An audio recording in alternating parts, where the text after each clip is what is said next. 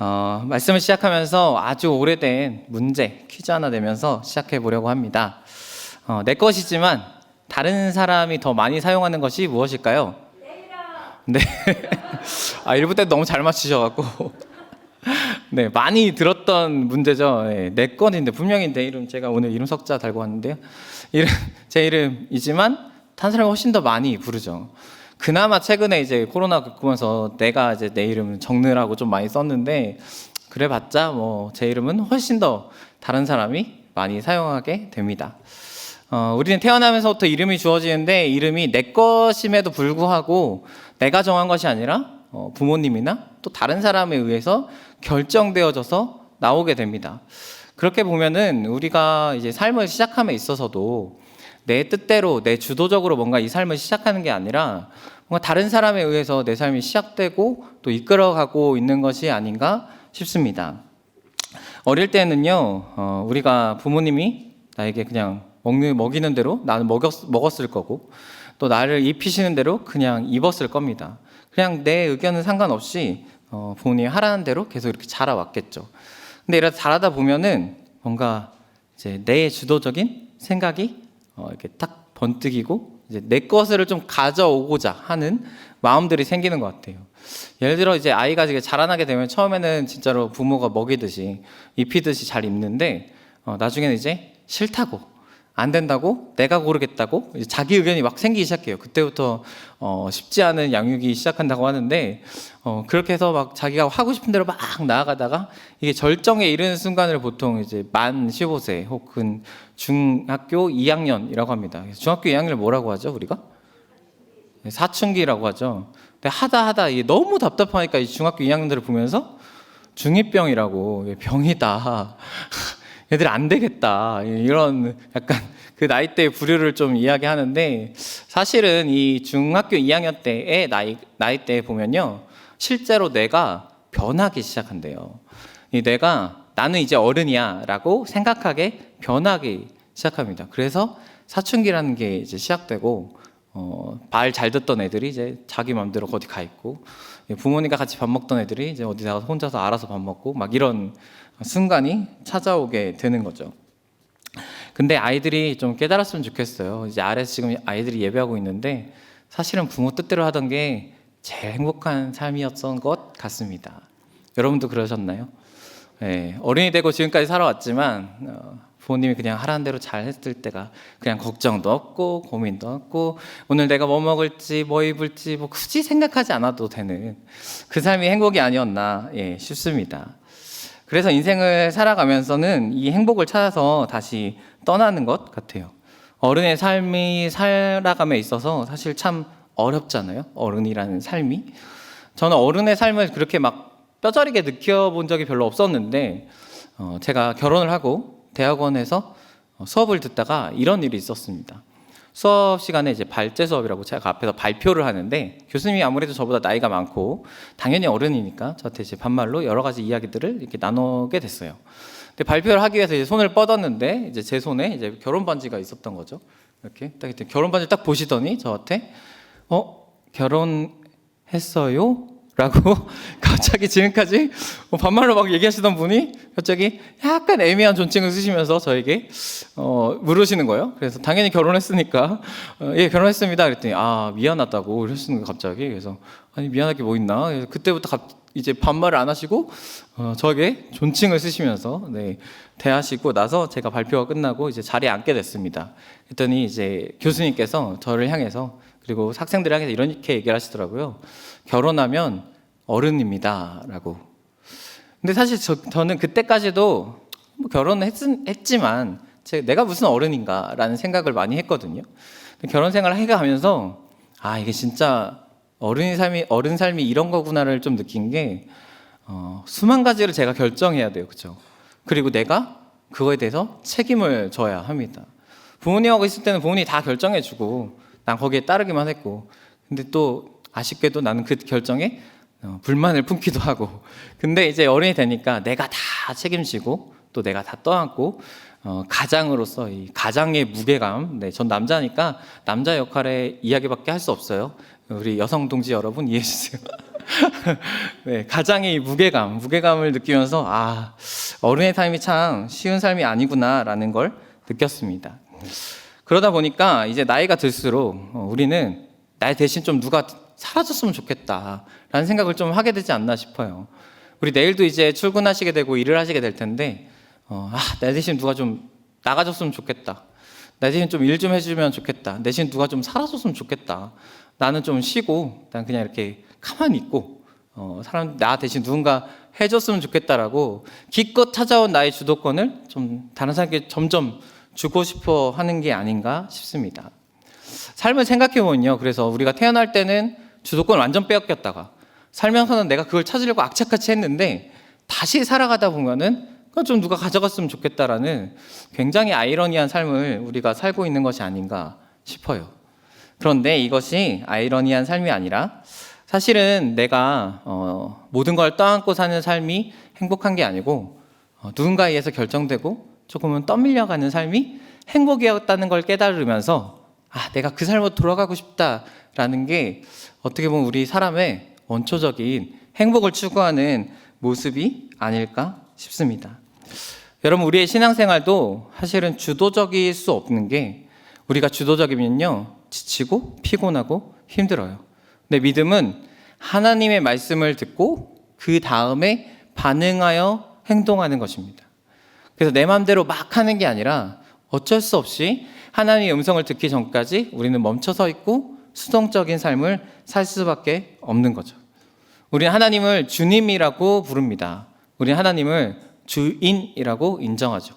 그 주인의 명령 없이 우리는 움직일 수 없는 존재이기 때문에 우리는 신앙생활 가운데 천천히 수동적으로 나아갈 수밖에 없는 거죠.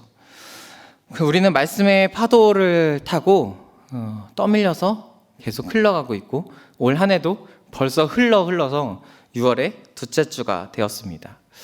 어제부터 에스더 말씀의 큐티가 시작됐어요. 그 전에는 이제 고린도전서 말씀이었는데 그래서 오늘 설교를 준비하면서 에스더 말씀을 오늘부터 나눠야겠다라는 생각을 가지고 오늘 본문을 가지고 이 자리에 섰습니다. 에스더 말씀은요, 이스라엘 나라가 멸망하고 나서 70년 후에 그 멸망한 나라로부터 이스라엘로 돌아오기 시작합니다. 총 3차에 걸쳐서 돌아오는데 1차와 2차 사이에 있었던 일을 다루고 있습니다. 성경순으로 보면은 에스라서가 있는데 그 가운데 6장과 7장 사이에 간격이 있어요. 58년 정도의 간격. 그 간격의 이야기가 바로 에스더서입니다. 성경을 읽을 때 에스라 6장까지 읽으셨다가 에스더서 읽었다가 에스라 7장부터 읽으시면 연대기 순으로 읽는 기회가 되죠. 근데 이보다 중요한 건요, 이 에스더서가 굉장히 독특한 책입니다. 성경 66권 중에 가장 독특한 책인데 그 이유가 하나님이란 말이 등장하지 않습니다. 우리 얼마 전에 온성모에서 이 에스더서를 읽었는데 읽으면서 혹시 여러분 이상한 점 못 느끼셨습니까? 하나님이 안 나오네. 하물며 하나님 직접 말씀하시는 것도 안 나오고 하나님이란 단어도 안 나오고요. 하나님이 누굴 보내서 하나님의 말씀을 전하는 것도 등장하지 않습니다. 말 그대로 정말 하나님이 없는 것처럼 이 책은 진행되고 끝이 납니다. 여러분, 근데 하나님이 지금도 안 보이시고 없는 것처럼 우리가 살아가잖아요. 그런데 우리는 하나님이 보이지 않지만 하나님이 이곳에 계심을 믿습니다. 그런데 이것이 우리의 믿음의 고백이지 우리 눈으로 진짜 보고 있는 건 아니잖아요. 그렇죠? 내 옆자리에 하나님 지금 있는 걸 내가 진짜 시야로 보고 있다 라고 말하면 조금 큰일 납니다. 네. 좀 큰일 나요. 좀 무서워지기 시작해요. 하지만 우리는 이곳에 하나님이 계심을 믿음으로 고백합니다. 왜냐하면 하나님이 우리에게 세상 끝날까지 함께 해주시겠다고 약속하셨고 그 약속을 믿고 지금도 우리와 함께 하여 주시는 줄로 믿습니다.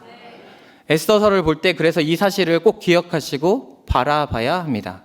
분명 하나님은 보이지 않고 하나님도 등장하지 않지만 이 이야기 속에 하나님은 분명히 실제하고 계십니다. 분명히 계시고 그 가운데 역사하고 계신 하나님을 볼 수 있습니다. 성경에서는 가끔 보이지 않는 하나님을 이런 표현으로 표현하기 시작하는데 신적 수동태라고 언어적 표현을 사용해서 하나님을 표현합니다. 수동태란 말은 내가 어떤 존재에 의해서 나의 행동을 받아서 움직인다는 거예요. 내가 스스로 간 게 아니고 나를 움직이게 하는 어떤 힘에 의해서 내가 바뀌어간다라는 거죠. 예를 들어서 마가복음 10장에 야고보와 요한에 대한 이야기가 나옵니다. 이 두 사람이 예수님께 이렇게 질문합니다. 여짜오되 주의 영광 중에서 우리를 하나는 주의 우편에 하나는 좌편에 앉게 하여 주옵소서. 야고보와 요한이 이렇게 질문하는데요. 예수님께 한 사람은 좌편에, 그러니까 왼팔과 오른팔이 되게 해달라라고 이야기를 해요. 근데 예수님이 뭐라고 대답하시냐면 마가복음 10장 40절에 내 좌우편에 앉은 것은 내가 줄 것이 아니라 누구를 위하여 준비되었든지 그들이 얻을 것이니라 라고 말씀합니다. 우리 말씀 한번 띄워주시겠어요? 마가복음 10장 40절 말씀. 누구를 위하여 준비되었든지 그들이 얻을 것이라고. 근데 보면은 예수님이 그러면 얻게 하신다는 거예요? 안 얻게 하신다는 거예요? 얻게 하신다는 거죠. 누가 주시겠다는 거예요? 하나님이 주시겠다는 거예요. 근데 하나님이 써 있나요? 써 있지 않습니다. 일부러 하나님을 뺐어요. 그래서 원래는 하나님을 넣으면 내가 너에게 줄 것이 아니고 누구를 위하여 준비되었든지 하나님이 그들에게 얻게 하실 것이니라 라고 기록되어야 하는데 하나님을 뺐어요. 왜냐하면 독자 스스로 이걸 읽으면서 하나님을 발견하게 하기 위해서입니다. 이 글은, 이 성경은 또한 우리가 말씀을 볼 때 믿음으로 봐야 함을 이야기합니다. 믿음으로 보지 않으면 어떻게든 얻게 되겠구나, 혹은 우연히 내가 예수님의 우편 혹은 좌편에 앉을 수 있겠구나라는 것을 이야기하게 되고, 믿음으로 본다면 하나님이 이것을 나에게 주는구나, 하나님이 가리워졌지만 분명 이걸 주시는 존재는 하나님이라는 것을 우리는 고백하게 됩니다. 이 은혜를 발견하시는 여러분이 되시기를 축복합니다. 우리 말씀을 볼 때 믿음으로 보시고 그 믿음 가운데 하나님 나에게 알게 하시는 것들을 깨달아 가시는 여러분이 되시기를 축복합니다. 오늘 본문도 믿음으로 한번 바라보겠습니다. 믿음으로 에스더서를 이야기해 보려고 하는데 이 가운데 보이지 않는 하나님의 손길을 발견하는 여러분이 되시기를 축복합니다. 에스더의 시작, 오늘은 2장을 읽었는데 1장의 이야기를 잠깐 나눠보겠습니다. 페르시아라는 거대한 나라, 로마 이전에 가장 강대국이었던 페르시아의 이야기입니다. 아하수에르 왕이 등장하고 이 아하수에르 왕이 잔치를 여는데 무려 180일 동안, 그리고 180일의 그 엄청난 잔치가 끝난 다음에 그도 모자라서 7일 동안 잔치를 또 열게 됩니다. 그런데 문제는 이 7일 동안의 잔치의 마지막 7일째에 왕후를 부릅니다. 왕후 와스디를 자기가 이제 잔치하던 곳에 야, 우리 왕후 좀 데려와봐 라고 불렀어요. 그럼 원래 왕후는 어떻게 되죠? 어찌됐건 남편이긴 하지만 왕의 명령이잖아요. 따랐어야 하는데 응하지 않습니다. 오지 않아요. 왕을 좀 어떻게 보면 무시하게 되고 왕도 체면을 구겼어요. 그래서 어떻게 하냐면 왕후가 폐위됩니다. 그래? 그럼 너 내려가 해서 폐위가 돼요. 그리고 나서 2장 처음부터 새 왕후 선발대회, 우리로 따지면 미스 코리아 선발대회 같은 선발대회가 시작되는 게 오늘의 본문의 이야기입니다. 오늘 2장 3절에 보면요, 전국에서 아리따운 처녀들을 다 모으기 시작해요. 그리고 그 중에 에스더, 우리의 주인공 에스더가 포함되어 있습니다.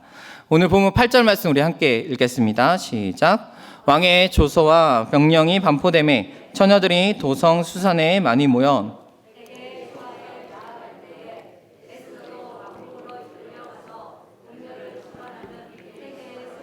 속하니. 아멘. 지금 에스더도 불려서 왕궁으로 가고 있습니다.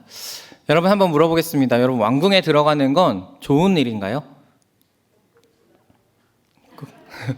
1부 때 들으셨던 분들 여러분, 어떤 높은 자리에 가는 거, 우리가 뭐 지금으로 따지면 청와대에 들어가는 거, 아니 청와대 옮겼죠, 이제 용산으로 들어가는 거, 뭐 여러 가지 그 높은 자리에 가는 게 좋은 일인가요? 좋은 일일 수 있죠.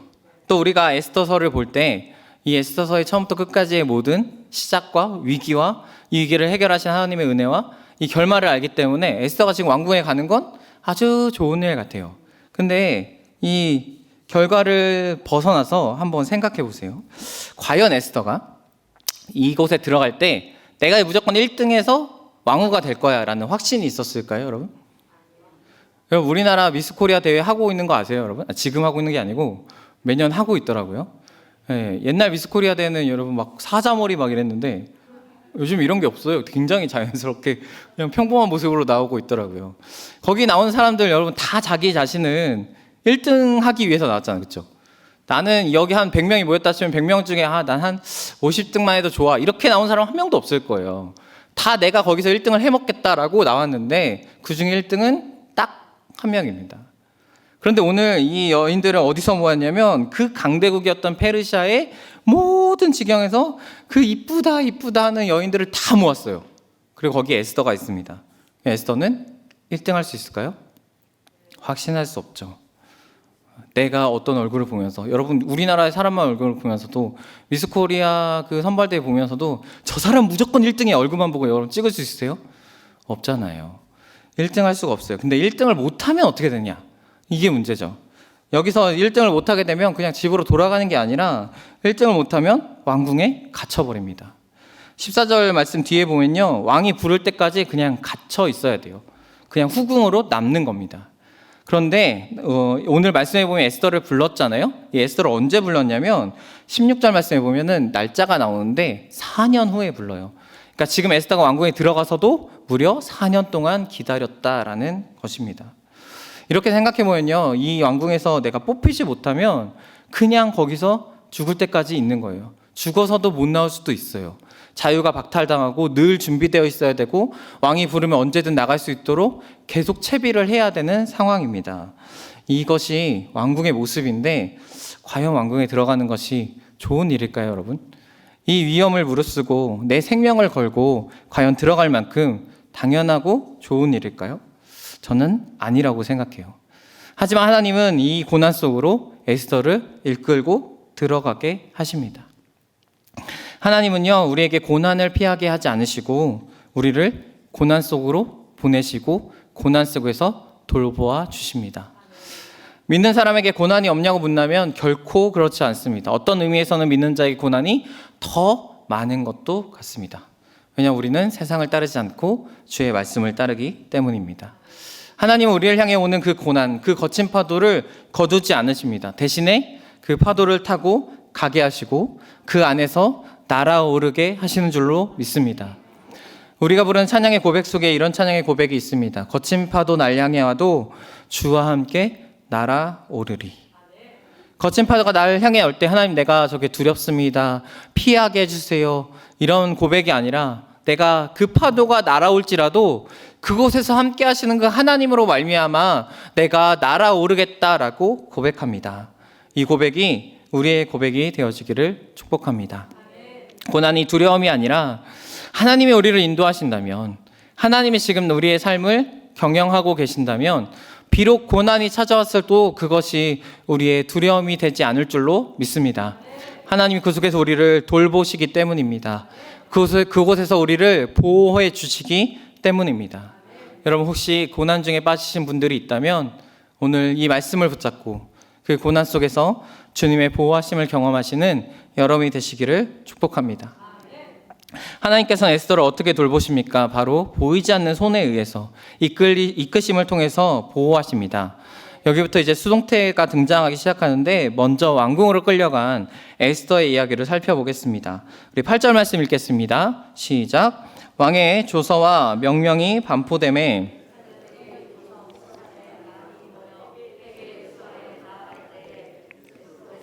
왕궁으로 이끌려가서 궁녀를 주관하는 헤게의 수하에 속하니. 다른 사람들은 모여서 나아간다라고 기록합니다. 근데 에스더는 뭐라고 하냐면 왕궁으로 이끌려간다라고 이야기하고 있습니다. 이끌려간다는 것은 어떤 힘에 의해서 내가 붙잡혔고 그 힘이 지금 에스더를 끌고 가고 있다라는 뜻이 됩니다. 어떤 보이지 않는 손, 우리의 고백 가운데 하나님이 지금 이끌고 가고 계십니다. 또 사람을 붙여주십니다. 9절 말씀 읽겠습니다. 헤게가 이 처녀를 좋게 보고 은혜를 베풀어 몸을 정결하게 할 물품과 일용품 곧 주며 또 왕궁에서 의뢰주는 7 궁녀를 주고 에스더와 그 궁녀들을 후궁 아름다운 처소로 옮기더라. 아멘. 이 미인대를 여는데 관리자가 헤게였습니다. 근데 이 사람이 에스더를 좋게 여겼어요. 은혜를 베풀기 시작합니다. 특별 관리를 하기 시작해요. 아주 VIP 대접을 합니다. 물품도 제공하고요. 궁녀도 제공하고 집도 줍니다. 근데 왜 줬을까요? 몰라요. 알 수가 없어요.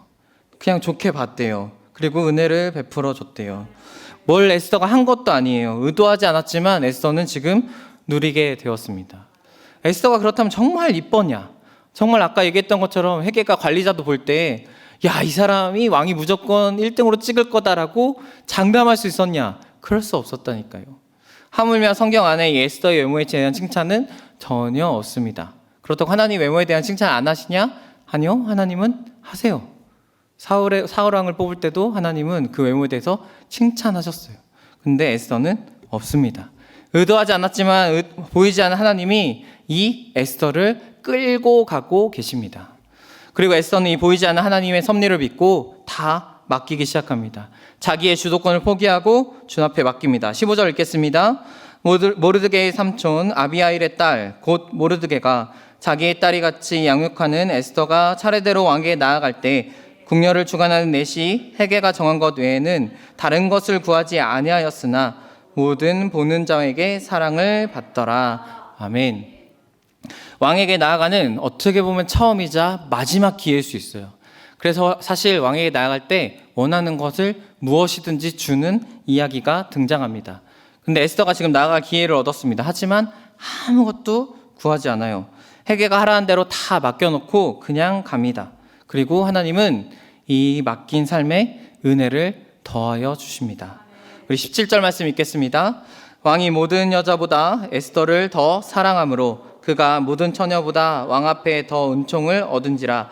왕이 그의 머리에 관을 씌우고 와스디를 대신하여 왕으로 삼은 후에. 왕이 에스더를 만나는데 더 사랑했다라고 이야기를 합니다. 왜 사랑했는지, 왜 에스더가 사랑을 받았는지 전혀 기록되지 않았어요. 하나님의 주관하신 손 아래 그의 감정을 움직이셨고 하나님이 왕으로 세워주신 줄로 믿습니다. 지금 하나님의 에스더를 떠밀고 가고 계십니다. 이후에 더 큰 일을 위해서 하나님이 지금 밀고 가고 계십니다. 여러분, 이 떠밀려 가는 삶에 은혜가 있습니다. 우리의 삶도 이 보이지 않는 하나님이 지금 여러분의 삶을 떠밀고 가고 계신 줄로 믿습니다. 만약에 여러분 이 에스더가 스스로 왕후가 되려고 했다면, 스스로 왕의 아내가 되려고 했다면 어떤 일들이 일어났을까요? 일단 전국에서 많이 모인 그 여인들과 수많은 암투를 벌였어야 했을 겁니다. 수많은 계획과 또 노력과 또 수많은 치장과 또 왕을 만났을 때 그 왕의 마음을 따기 위한 수많은 방법들을 연구하고 노력해도 될까 말까예요. 그런데 다 포기하고 그냥 하나님의 손에 맡기니까 이 일이 너무나 쉽게 이루어졌습니다. 그 어떤 노력도 혹은 어떤 경쟁도 없이 하나님이 그 자리에 그냥 세워주셨습니다. 여러분, 인생도요, 내가 살려면 참 피곤합니다. 내 힘으로 살기 때문에 참 어렵고 힘들어요. 인생은 결국 흘러갑니다. 하나님께 다 맡기면 결국 흘러가게 되어 있는 줄로 믿습니다. 여러분, 그 흘러가는 물결에 내 몸을 맡기시면 참으로 편안할 줄로 믿습니다. 여러분, 성경 가운데 하나님께 다 맡겨버린, 어쩔 수 없이 하나님이 떠밀려가는 삶을 경험한 사람이 있는데 그 사람이 바로 요나입니다. 요나는 자기의 원수의 나라인 니느웨에 가서 복음을 전하라고 하나님께 음성을 듣습니다. 그럼 당연히 전해야 되잖아요. 근데 거절하고 싫습니다 하고 오히려 정반대편으로 도망가기 시작합니다. 근데 하나님이 풍랑을 일으키시고 요나를 바다에 던지게 하시고 물고기로 먹고 다시 그 니느웨에 갔다가 뱉어버립니다. 억지로 떠밀려서 갔죠. 어쩔 수 없이 복음을 전하게 된 요나는 이 니느웨라는 엄청난 성에 다 돌기도 싫어해요. 왜냐하면 자기는 번하기 싫으니까. 3분의 1밖에 안 전합니다. 전체의 한 3분의 1 정도만. 그리고 말아요. 근데 하나님은 그 3분의 1의 역사를 하셔서 니느웨의 모든 사람들이 회개하고 하물며 동물에게도 베옷을 입히고 잘못했다고 용서하면서 구원을 받는 역사가 일어납니다. 요나는 이렇게 억지로 떠밀려온 삶에 불만을 품기 시작해요. 그래서 니느웨 한쪽 언덕에 덩굴을 짓고 하나님 앞에 불만을 토로합니다. 하나님, 나의 원수들을 저렇게 사랑하는 게 과연 옳은 일입니까? 라고 불만을 토하기 시작해요. 그랬더니 하나님이 아주 뜨거운 햇빛을 비추셔서 그 가시덩굴을 삼키고 그에 따라서 요나가 막 뜨겁다고 불평불만을 하는데 하나님이 거기에 이렇게 얘기하십니다. 요나야, 네가 이 가시덩굴도 그렇게 아끼는데 내가 나의 자녀들을 아끼는 게 무엇이 잘못됐냐라고. 그러고 요나는 끝이 나요. 그런데 요나의 이야기 속에서 여러분, 사랑이 필요한 존재는 니느웨 사람들뿐만 아니라 사실은 요나였죠. 원수를 사랑하지 못하는, 하나님의 마음을 알지 못한 요나에게, 그 떠밀려가는 삶 속에서 하나님은 요나에게 내가 너를 사랑해, 네가 싫어하는 그 원수들을 사랑함과 동시에 내가 너를 아끼고 진정으로 사랑한다라고 말씀하십니다. 여러분, 이 떠밀려가는 은혜에, 떠밀려가는 이 기회에, 떠밀려가는 이 삶에 은혜가 있는 줄로 믿습니다. 주님께서 말씀하십니다. 두려워하지 말라, 내가 너의 하나님이 됨이라. 놀라지 말라, 나는 너의 하나님이 됨이라. 내가 너를 굳세게 하리라. 참으로 너를 도와주리라. 참으로 너의 의로운 손으로 내가 너를 붙들어 주리라 라고 말씀합니다. 하나님 뭐라고 하시냐면 나의 의로운 오른손 너를 붙들고 있다라고, 우리의 삶을 붙들고 있다라고 이야기하고 계십니다. 여러분, 문제가 있고 고난이 있고 염려가 있을 때 그 속에 하나님이 나를 붙들고 계심을 믿는 여러분이 되시기를 축복합니다. 우리는 살면서 내 주도적으로 살기 위해서 하나님 이 손 좀 놔주세요, 이 손 놔고 내가 하고 싶은 대로 하겠습니다라고 할 때가 참 많습니다. 그 뜻에서 발버둥치고 그 손을 놓치게 하기 위해서 참으로 노력하는 일들이 많은데 여러분, 붙들려 있는 게 은혜인 줄로 믿습니다. 어릴 때 부모가 하라는 대로 했던 게 은혜였던 것처럼, 그것이 행복이었던 것처럼 주님의 이 의로운 손에 붙들려 있는 우리의 삶이 진정한 행복이고 은혜인 줄로 믿습니다. 여러분, 우리의 인생은 아주 긴 장거리 레이스잖아요. 여러분, 3시간, 4시간, 더 이상 10시간, 20시간, 100시간, 저는 이제 39년 이렇게 긴 레이스를 펼치고 있고 앞으로 얼마나 더 가야 될지 모르는 아주 장기 레이스죠.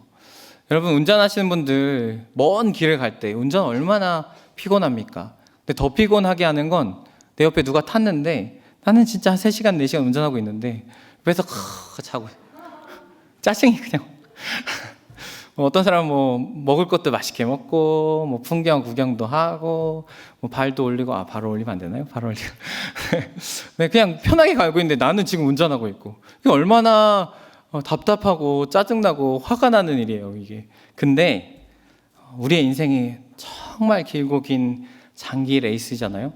우리의 운전대를 내가 운전하는 게 아니라 주님께서 운전하시도록 맡기시기를 바랍니다. 나는 옆에 타서 나도 자면 잘 때 자고, 놀 때 놀고, 밖에 구경도 하고, 막 휴게소에 세우시면 먹을 것도 먹고, 이렇게 해서 하면 가는 거예요. 그냥 하나님 우리를 보면 짜증 내실까요? 너 자? 이렇게? 너 먹어? 너 제대로 앞에 안 봐? 하나님은요, 우리를 사랑하세요. 그 차 안에서 우리에게 사랑의 눈길로 바라보십니다. 이것이 사람의 마음과 하나님의 마음의 다른 점이 아닐까 싶습니다. 여러분, 주님을 나의 인생의 운전대에 세우시고 그 주님으로 말미암아 긴 레이스를 평안함으로 나아가신 여러분이 되시기를 축복합니다. 어디로 갈지 몰라요. 왜냐하면 이 운전은 원래 운전대 잡은 사람 마음이에요. 이 운전대 잡은 사람이 내비를 찍고 가던, 자기가 알고 있던 길로 가던. 그러니까 여러분, 옆에 타신 분들 길 알려주지 마세요. 헷갈려요. 내비도 말하고 앞에 사람도 말하고 뒤에 사람도 말하는데 나도 갈 길이 있고 이러면 굉장히 복잡해지거든요. 여러분, 하나님 옆에 태우고 하나님 그 길 아닌 것 같은데 이러지 마시고 하나님께 다 맡기세요. 주님이 가라는 대로, 멈추면 멈추는 대로, 어디까지 갈지 모르지만 계속 가는 거예요. 왜? 하나님이 나의 인도자이시고 나의 주님이시기 때문입니다. 여러분, 그분께 모든 걸 맡기고 떠밀려가는 여러분의 인생 가운데 은혜가 있기를 축복합니다. 에스더가 은혜를 받아 결국 왕후가 되었습니다. 보통 사람이 권력의 자리에 오르면 좀 변하기 시작하죠. 우리 이제 얼마 전에 우리가 투표를 했잖아요. 근데 이 투표율이 굉장히 낮았다고 해요, 평소보다. 여러분, 혹시 투표하셨습니까? 그래서 투표를 안 하시는 분들에게 투표를 왜 안 하세요? 라고 물어보면 대부분 이런 이야기를 합니다. 그 사람이요. 라고. 누굴 뽑아도 똑같아. 굳이 뭐하러 내가 그 노력을 하면서 거기 가서 찍어야 합니까? 라고 물어요. 저도 돌아보니까 많은 정치인들이 다 그런 건 아니지만 엄청난 공약들을 내세우고 뽑아달라고 막 유세도 하지만 뽑힌 다음에 잘 못 봐요. 뽑힌 다음에 뭔가 이런 일이 일어나지도 않은 것 같고, 그러다 보니까 변하기 때문에 실망해서 투표를 잘 하지 않는 것 같습니다. 에스더가 왕후가 됐습니다. 변했을까요, 여러분? 에스더는 변하지 않았어요. 에스더의 모습을 볼까요? 20절 말씀 읽겠습니다. 에스더는 모르드게가 명령한 대로 그 종족과 민족을 말하지 아니하니 그가 모르드게의 명령을 양육받을 때와 같이 따름이더라. 아멘. 그가 양육받을 때와 같이 따랐다. 이제 모르드게보다 에스더가 더 높은 자리에 서게 되었습니다. 그럼에도 불구하고 에스더는 자기의 뜻대로 마음대로 하는 것이 아니라 이전의 가르침대로 그대로 따랐다고 이야기합니다. 여러분, 우리도 변함없이 하나님을 믿어야 합니다. 우리도 뭔가를 받았다고, 뭔가 잘 됐다고 우리가 거절하는 것이 아니라 변함없이 하나님을 따르는 여러분이 되시기를 축복합니다. 여러분, 우리가 왜 변하는지 아십니까? 은혜를 잊어버리기 때문입니다. 내가 사는 것이 하나님의 은혜가 아님을, 은혜임을 고백하는 것, 그것을 잊어버리기 시작하면, 이 은혜의 감격을 잊어버리기 시작하면 변하기 시작합니다. 정치인들이 왜 변할까요? 자기를 뽑아준 그 감사함이 잊어버리기 때문이죠. 나중에 또 뽑아주겠지, 뭐 이런 마음으로 살기 때문이죠. 여러분, 우리 안에 오늘 하루도 우리가 살아서, 우리의 심장에 뛰어서 오늘 이곳에 우리가 예배하러 왔는데 이것이 결코 우연이 아님을 기억하시기 바랍니다. 오늘을 살아가는 것이 당연히 내가 내 심장을 뛰지, 내일도 나는 당연히 살아갈 거야가 아니라 주님이 오늘 우리를 일으켜 주신 줄로 믿습니다. 주님이 오늘 우리의 심장을 뛰게 하셨고 오늘도 우리의 삶을 허락하여 주신 줄로 믿습니다. 우리의 죄인된 삶에, 우리의 제약된 삶에 주님께서 은혜를 주셔서 우리가 지금도 살아있는 줄로 믿습니다. 여러분, 이 은혜를 잊지 않는다면 우리는 변하지 않을 수 있습니다. 우리는 이 은혜를 붙잡고 살아간다면 우리는 변하지 않을 수 있습니다. 여러분, 이 사실을 꼭 기억하시기를 바랍니다. 오늘도 우리가 주일을 살고 한 주간을 또 나아갑니다. 우리가 한 주간 살아갈 때 우리의 신앙이 떨어지지 않고 무너지지 않으려면 오늘의 은혜, 내일의 은혜, 그 다음의 은혜, 매일매일 자고 일어났을 때 이 삶의 감격으로 살아가시는 여러분이 되시기를 축복합니다. 뜨거운 햇살이 비칠 때 저거에 보면서 짜증내는 게 아니라 하나님이 오늘도 이 하루를 허락하셨다. 하나님 오늘도 나의 생명을 뛰게 하셨다. 하나님 오늘도 나에게 이 하루를 허락하셨다라는 고백 속에 살아간다면 오늘 우리의 삶이 훨씬 더 복되고 훨씬 더 은혜 가운데 살아갈 수 있는 줄로 믿습니다. 이 은혜가 있다면 우리는 변하지 않습니다. 왜냐하면 우리의 삶이 내 힘으로 살아갈 수 없는 존재임을 깨닫기 때문입니다. 오늘 다 읽진 않았지만 오늘 이 장의 마지막 부분에 변하지 않는 한 사람, 또 모르드게가 등장합니다. 이 이야기를 잠깐 해드린다면 모르드게가 왕의 암살 소식을 듣게 됐어요. 자기 경비병들이 왕을 죽이자라는 소식을 모르드게가 듣습니다. 이 또한 모르드게가 뭔가 듣고자 해서 듣는 게 아니고 하나님이 모르드게에게 듣게 하셨어요. 그리고 이 모르드게는 에스더를 통해서 왕에게 이야기합니다. 당신을 죽이려는 사람이 있다. 왕은 그 사실을 조사하고 모르드게의 이야기를 듣고 이 암살자들을 처단하기 시작하죠. 근데 이렇게 얘기가 끝나요. 그러니까 왕을 암살할 사람이 있고 그걸 고발했고 그게 사실이었고 이 사람들이 처단됐는데 여기서 끝나요. 뭐가 없죠? 보상이 없어요. 내가 신고를 해갖고 그게 범인이 잡혔고 하물며 그냥 신고한 것도 아니고 이 엄청난 대국의 왕을 죽이려는 그 음모를 내가 파헤쳤고 그것이 사실이었고 무너뜨렸는데도 불구하고 아무런 보상이 없습니다. 그런데 모르드게는 역시 보상을 요구하지도 않아요. 이 사실이 이렇게 끝난 이유는 이후에 굉장히 엄청난 사건에 하나님께서 이 보상을 가지고 역전하시기 위해서 이렇게 넘어갑니다. 그런데 모르드게가 그 사실을 알았을까요, 여러분? 나에게 지금 보상이 없는데 이게 나중에 엄청난 일로 돌아올 거야. 사실은 잘 알지 못하잖아요. 하지만 모르게는 변함없이 주님을 믿었습니다. 이후에 더 큰 것이 내게 주어질 거야. 이후에 더 큰 것이 내게 분명히 올 거야라는 확신과 믿음 가운데 모르게가 나아가고 있는 줄로 믿습니다. 여러분, 우리도 기도를 할 때 주님께서 빠르게 응답하여 주시면 참 좋은데 그렇지 않을 경우가 참 많죠. 하나님께서 우리에게 은혜를 주셔서 지금 당장 어떤 큰 복을 주시면 좋은데 그렇지 않을 경우가 훨씬 더 많이 있는 것 같습니다. 하지만 우리가 믿음으로 나아갈 때, 변함없이 끝까지 나아갈 때 하나님은 반드시 저 미래 가운데, 우리가 알지 못한 그 미래 가운데 계셔서 아주 큰 상급을 허락하여 주시는 줄로 믿습니다.